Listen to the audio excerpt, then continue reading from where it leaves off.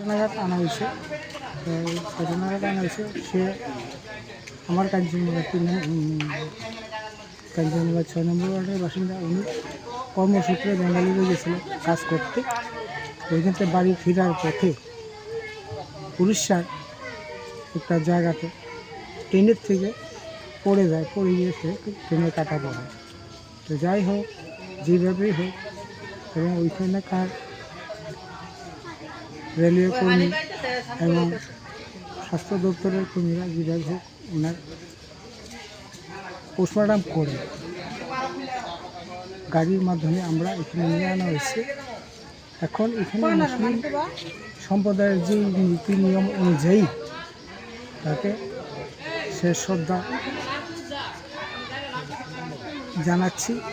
এবং উনি ওনার বাড়ির পাশেই যে কবরস্থানের ব্যবস্থা করা হয়েছে এবং আমার মুসলিম সম্প্রদায়ের যে নিয়ম নীতি অনুযায়ী আমরা শেষকৃত্য সম্পন্ন করব। তার নামটা কি? তার নাম রমজান মিয়া, বাবার নাম সোনা মিয়া। সে কীরকম ছিল ছেলেটা? ছেলেটা খুবই ভালো ছিল। আমার এখানে কাজ করতো, বহুদিন করছে, 3-4 বছর আমার এখানে কাজ করছে। আগে কোনো দিন পাই নাই যে তার সম্পর্কে কোনো খারাপ।